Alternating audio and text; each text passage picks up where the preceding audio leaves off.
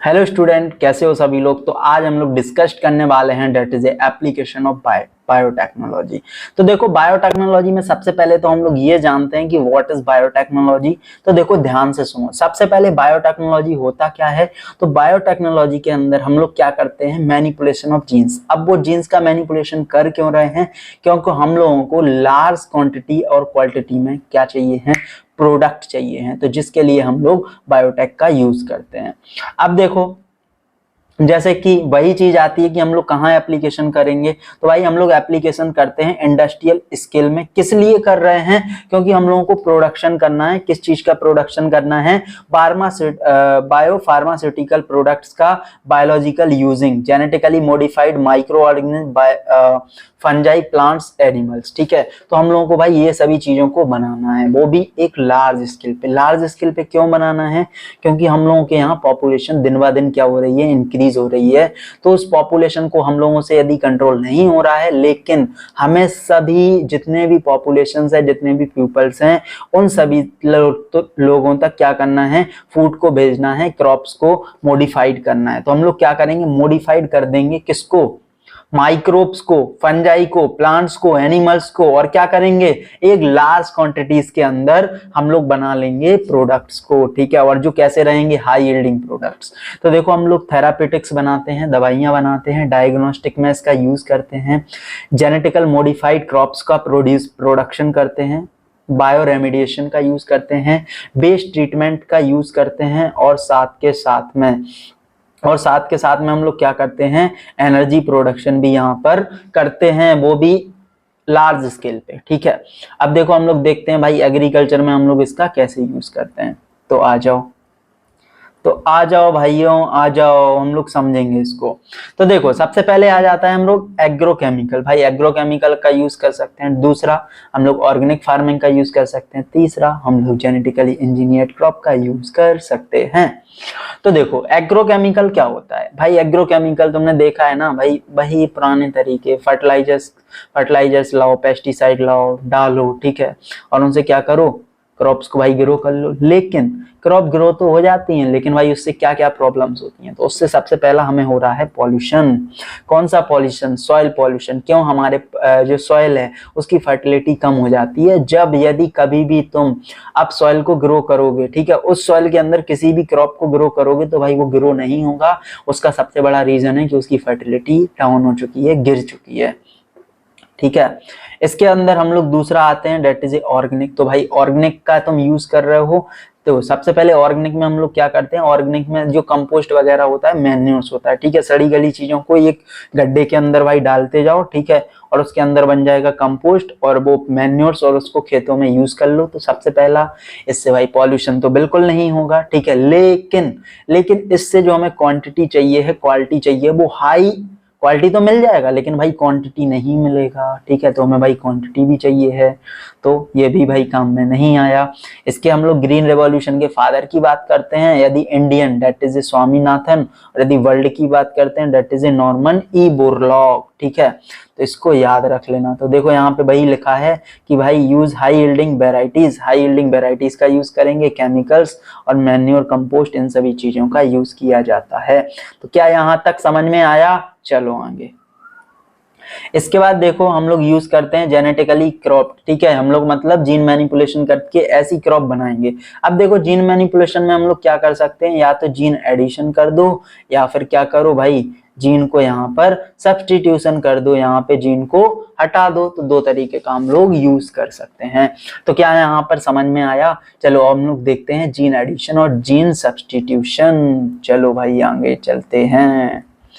तो सबसे पहले हम लोग आते हैं जीन एडिशन। ठीक है, तो देखो जीन एडिशन में सबसे पहले भाई हम लोग बात करते हैं गोल्डन राइस की। ठीक है, तो गोल्डन राइस भाई ये किसने दिया है, ये देख लो, ये इसे को किसने बताया, इंगो पोर्ट्रियोकुस एंड पीटर बॉयर। ठीक है, तो इन्होंने बताया है। अब इन्होंने क्या किया, एक डैफोडिल प्लांट्स के अंदर क्या किया, बीटा कैरोटीन जीन्स को डाल दिया। तो भाई बीटा कैरोटीन क्या है, तो भाई ये एक ऐसा जीन्स है डेट इज ए प्रीकर्सर, ठीक है, ये प्रीकर्सर होता है विटामिन ए का, ठीक है। तो इन्होंने ये डाल दिया किसके अंदर, नार्सिसिस स्यूडोनेरिसिस, ठीक है, इसके अंदर। अब भाई इसके अंदर इन्होंने डाला तो उसके बाद क्या होगा, देखो यहाँ पे लिखा भी हुआ है कि ये क्या है, that is a precursor of vitamin A, ठीक है। अब ये क्या करेगा, clone in Ti plasmid of agrobacterium, clone बनाएगा, उसके बाद क्या करेगा, हमारे राइस के अंदर चला जाएगा और वहां पर हमको मिल जाएगा विटामिन ए वाले राइस, ठीक है। और विटामिन ए भाई हमारे बॉडीज के लिए बहुत ज्यादा इंपॉर्टेंट है, हमारी आंखों की रोशनी वगैरह भी खराब नहीं होती है।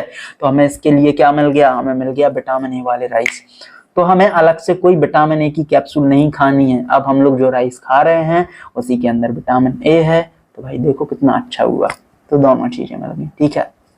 चलो आगे, दूसरा हम लोग आ जाते हैं that is a formation of hirudin. तो भाई देखो हम लोग ये क्या करेंगे, हेपेरिन या हिरोडीन बनाएंगे। तो कैसे बनाएंगे, सिंथेटिक हम लोगों ने हिरोडीन लिया और उसको क्या किया, ब्रेस्का नेपिस के अंदर डाल दिया, ब्रेस्का नेपिस ग्रो करेगा तो उसमें सीड होंगे और सीड से ही हम लोग क्या करेंगे, एक्सट्रैक्ट कर लेंगे अपने हिरोडीन को। समझ में आया, तो भाई हिरोडीन मिल गया।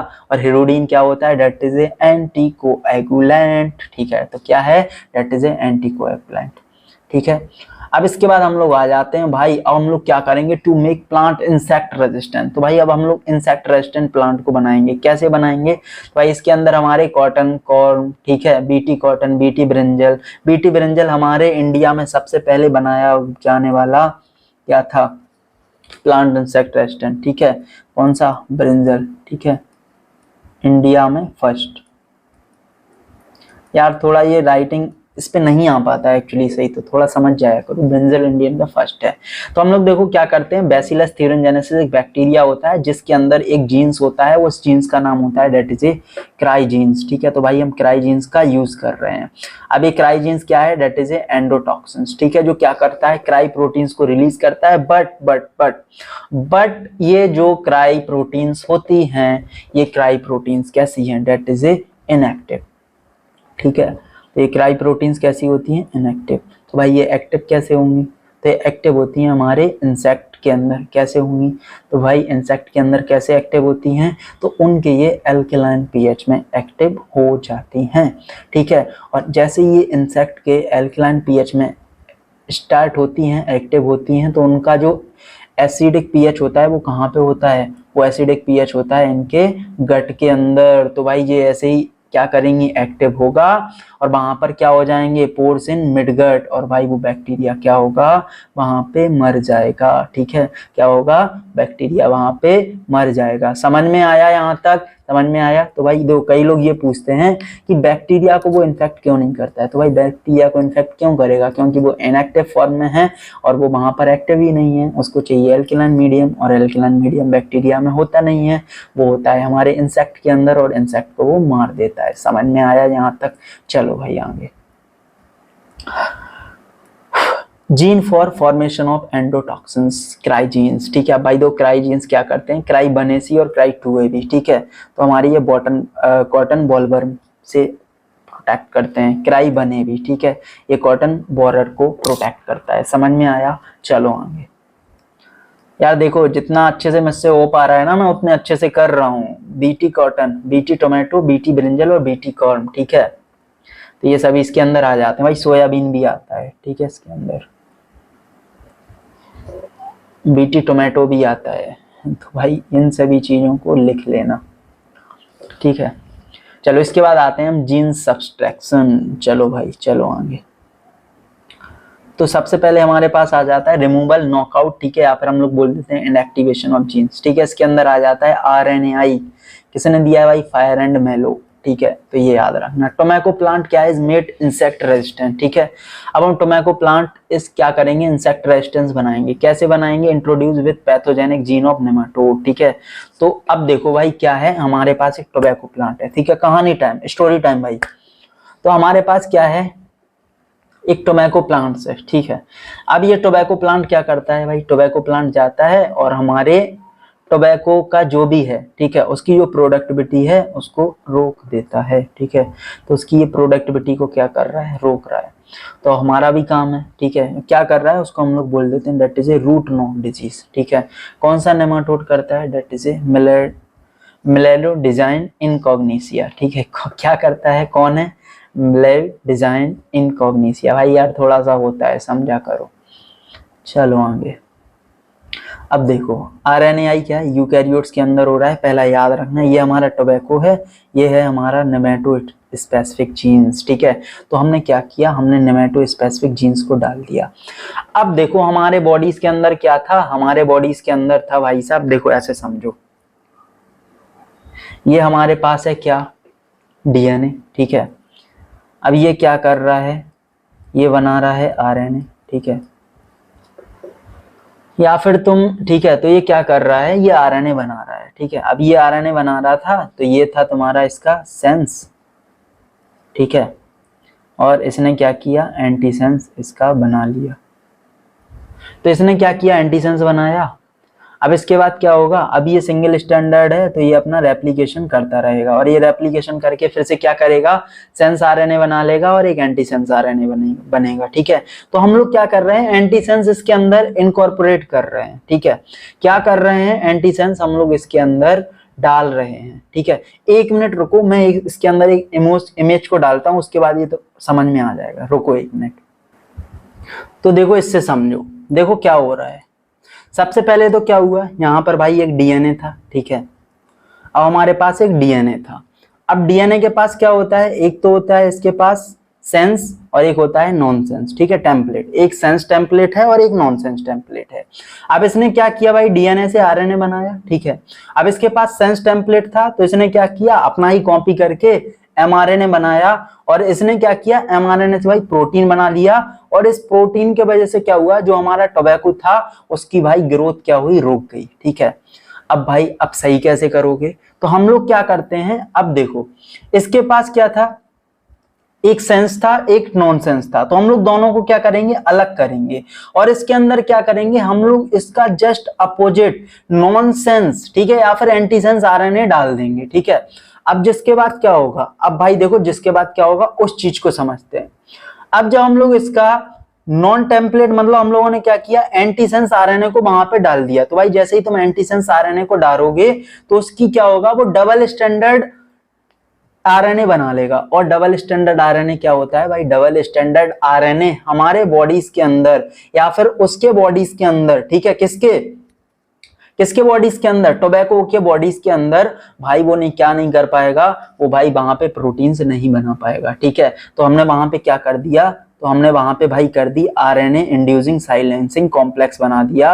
अब क्या होगा, टोबैको फ्री फ्रॉम नेमेटोड, ठीक है। अब भाई वो नेमेटोड से क्या हो जाएगा, फ्री हो जाएगा। तो समझ में आया क्या यहाँ तक, ठीक है। तो ये थी भाई पूरी कहानी। चलो आगे चलते हैं। ऐसे ही भाई हम लोग फ्लावर सावर का देखते हैं, एक और हमारे इसके अंदर एक टेक्निक्स आती है, उसको हम लोग और देख लेते हैं। यार 1 मिनट यार, ये क्या हो रहा है भाई, ये सब नहीं करना है, ठीक है। अब देखो फ्लावर सावर के अंदर हम लोग क्या करते हैं, फ्लावर सावर क्या है भाई, टोबैको का यूज कर रहे हैं, ठीक है। अब देखो अपन लोगों को पता है कि जो हम लोग नॉर्मली टोमेटो होता है, ठीक है। अब वो क्या होता है, हम लोग टोमेटो, बहुत सारा टोमेटो हमने खरीद लिया, तो क्या होता है भाई, हमने उसको कुछ दुकानदारों ने उसको खरीदा, कुछ टाइम तक रखा, और वो टोमेटो क्या होने लगता है, खराब। क्यों होने लगता है, गिलगिला सा हो जाता है, पॉलीगैलेक्ट्रोनोज के कारण, ठीक है। उसके अंदर ये बन रहा है, ठीक है।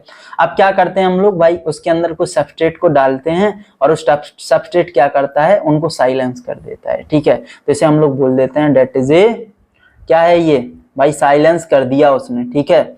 तो वहां पर क्या होगा, अब ये सॉफ्ट नहीं होगा, इसकी सेल्फ लाइफ क्या होगा, इंक्रीज हो जाएगा। समझ में आया। तो हमने भाई फ्लावर सावर को उसके अंदर इनकॉर्पोरेट कर दिया, मतलब हमने उसके अंदर जो पॉलीगैलेक्टोनोज बन रहा था भाई, उसको ही बनने से क्या किया, रोक दिया। समझ में आया, समझ में आया क्या। चलो आगे, ठीक है। इसके बाद हम लोग मेडिसिन की बात कर लेते हैं भाई। मेडिसिन में लार्ज नंबर में हमें मेडिसिन ड्रग्स बनाने हैं, सेफ और इफेक्टिव, नो इम्यून रिस्पॉन्स, ठीक है।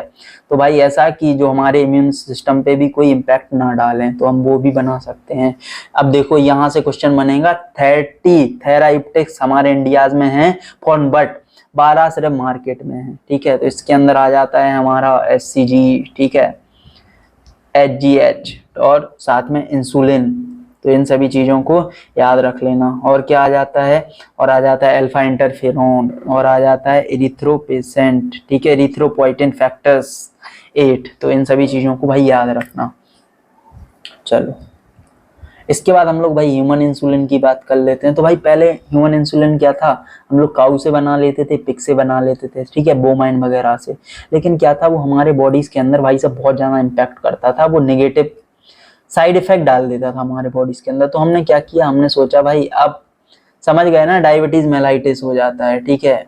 कहाँ से निकलता है इंसुलिन, हमारे बीटा सेल्स ऑफ आइसोलेट से। लेकिन यदि किसी को डायबिटीज हो गया तो नहीं बनेगा। तो हम लोग कैटल से बना लेते, पिग वगैरह से, लेकिन वो हमें एलर्जी कॉज कर देता था, ठीक है। इसके अंदर हमने आगे चल के कंपनीज आई, उस कंपनीज का हम लोग नाम देते हैं। तो उस कंपनीज का नाम है डेट इज इली लिली, ठीक है। और इस इली लिली कंपनी ने क्या किया, इसने नॉर्मली इंसुलिन तो लिया हमारे कहां से, ह्यूमन से, ठीक है। लेकिन उसके अंदर क्या होता है, 3 चेन्स होती हैं, एक तो होता है ए और एक होता है बी और एक होता है ये बीच में सी, ठीक है। तो भाई सी का तो कोई काम ही नहीं है, तो इसने क्या किया, इस सी वाले को काट करके हटा दिया और हमारा एक्टिव इंसुलिन बना दिया, ठीक है। तो ये इली लिली कंपनी ने अपना काम कर दिया और भाई अब हम इस कंपनी को मार्केट में सेल कर सकते हैं। समझ में आया क्या? चलो जीन थेरेपी भाई, तो जीन थेरेपी में भी हम लोग यूज करते हैं। कैसे यूज करते हैं देख लो। तो भाई जीन थेरेपी में क्या होगा, तो एक टेक्निक्स है करेक्टिव ऑफ डेफिशिएंसी जीन, ठीक है। तो इसमें एक आ जाता है इनहेरिटेड डिसऑर्डर्स, ठीक है। 4 years ओल्ड गर्ल है, ठीक है, उसके अंदर एक डिजीज है डेट इज ए स्किड, उसका नाम है सीवियर कंबाइंड इम्यूनो।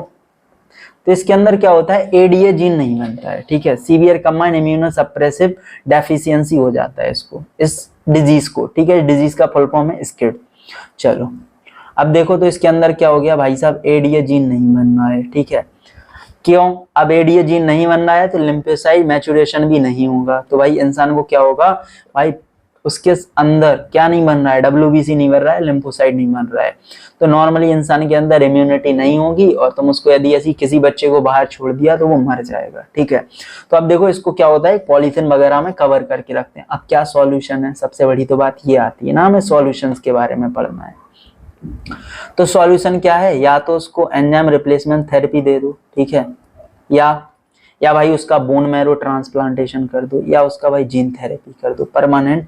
मतलब देखो यदि तुम एंजाइम रिप्लेसमेंट करोगे, अब वो धीरे धीरे बड़ा हो रहा है, हम लोग एंजाइम तो बदलते जा रहे हैं, लेकिन यार कितना बदलोगे। बोन मैरो ट्रांसप्लांटेशन कर दो, लेकिन भाई एज के साथ साथ बोन मैरो भी बड़ा होता है, तो फिर भी नहीं कर सकते हो। तीसरा जीन थेरेपी, अब वो बच्चा जब बड़ा ही हुआ है उसी टाइम पे उसका मतलब पैदा ही होते टाइम पे, एट द एम्ब्रियो टाइम, उसी टाइम पे चेकअप करवा के यदि लगता है कि उसको स्किड है तो भाई उसी टाइम पे उसकी थेरेपी करवा दो, that is a permanent cure, ठीक है। पूछा जाता है कि परमानेंट क्योर कौन सा होता है, तो समझ में आया क्या? चलो इसके बाद डिटेक्शन एंड डायग्नोसिस। तो भाई इसमें भी हम लोग पीसीआर का यूज करते हैं एचआईवी और कैंसर के डायग्नोसिस में, ठीक है। एलाइजा का यूज करते हैं एचआईवी। एचआईवी का फुल फॉर्म क्या होता है, ह्यूमन इम्यूनो डेफिशिएंसी वायरस, ठीक है। कैंसर, ठीक है, एलाइजा का फुल फॉर्म अभी बताई, एंजाइम लिंक्ड इम्यूनोसॉर्बेंट ऐसे, ठीक है। ये क्या है, based on antigen antibodies interaction, ठीक है। तो इसको याद रख लेना। ऑटो रेडियोग्राफी, तो भाई म्यूटेशन वगैरह होता है, pro labelled with molecular markers का यूज करते हैं हम लोग, प्रोब जिसे हम लोग बोलते हैं, कॉम्प्लीमेंट्री टू नॉर्मल सीक्वेंस, ठीक है। तो हम लोग कहीं पे कॉम्प्लीमेंट्री सीक्वेंस लगा देते हैं तो हमें पता चल जाता है हाँ भाई यहाँ पर कुछ प्रॉब्लम्स है, तो ये क्या है, तुम एक मार्कर्स का यूज कर रहे हो और मार्कर्स को हम लोग डेट इज ए प्रोब, ठीक है। समझ में आया? तो चलो ऑटो रेडियोग्राफी के पेपर बेस्ड होता है ये, that is a if mutation no colour no bird, ठीक है। तो भाई कोई कलर नहीं होगा, नो बर्ड, कोई वहां पे बर्ड नहीं होगा, बर्ड लिख दिया भाई वो वाला बर्ड है ये, ठीक है। तो ये याद रखना, WORD, यार गलत हो गया, सॉरी, सही कर लेना इसको, ठीक है। चलो इसके बाद चलते हैं हम लोग ट्रांसजेनिक एनिमल्स। तो भाई हम लोग एक ट्रेसी बनाया हम लोग, ट्रेसी क्या है, डेट इज ए सीप, ठीक है। तो इससे हमको क्या है, अल्फा-1 एंटीट्रिप्सिन मिलता है जो कि एम्फीसेमा को ट्रीट करने में यूज किया जाता है। इसके बाद रोजी का वो हम लोगों ने बना ली, इससे हमें अल्फा लैक्ट हीमोग्लोबिन मिलता है 95% माइस एक्सपेरिमेंट में ये यूज भी होता है, ठीक है। मतलब 95% माइस, भाई माइस का ही हर जगह बलिदान होता है, जितने भी एक्सपेरिमेंट होते हैं वो किस पर किए जाते हैं, हमारे माइस पर। समझ में आया क्या? चलो इथिकल इश्यूज। अब देखो इथिकल इश्यूज क्या है भाई, जैसे इंक्लूड रूल्स और कंडक्ट। अब ये सभी चीजें बना रहे हो तो इन सभी चीजों के लिए हमारे पूरे ऑल ओवर वर्ल्ड में भाई रूल है, ऐसे किसी भी चीज को तुम पब्लिकली यूज नहीं कर सकते हो, किसी को नहीं बेच सकते हो, ठीक है। Includes rules of conduct that may be used to regulate activities by relation to biological world, ठीक है। देखो इसके अंदर आता है हमारा इंडिया में GEAC, genetic engineering approval committee. जब ये अप्रूव करेगा तभी आप कहीं पे इसको भेज सकते हो। मतलब कि मैंने यार कोई चीज बनाई, ठीक है, मेहनत की, साल भर मेहनत की, पर साला मेरा एक दोस्त है उसने मेरी चीजों को बेच लिया, ये चीज गलत है ना। हाँ भाई ये चीज गलत है, तो क्या हुआ, हमारी भी गलती थी ना। क्या गलती थी, हमने भाई पेटेंट नहीं करवाया, उसने भाई मेरा पेटेंट करवा लिया, बेचारा वो मजे ले रहा है, मैंने साल भर उस पर मेहनत की, तो भाई ये चीज गलत है, ठीक है।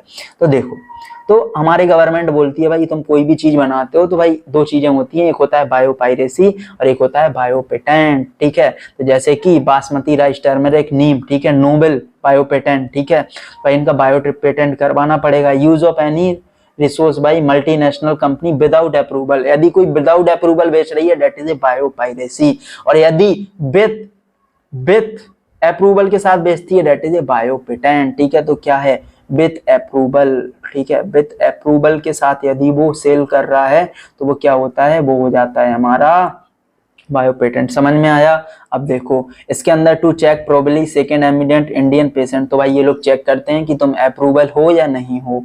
यदि अप्रूवल नहीं हो तो भाई तुम पे लग जाएगा एक बहुत बड़ा केस और तुम उसी केस के अंदर चले जाओगे। तो देखो ये चैप्टर हुआ हमारा कंप्लीट, तो हमने बहुत अच्छे तरीके से पूरे चैप्टर्स को कर लिया कंप्लीट।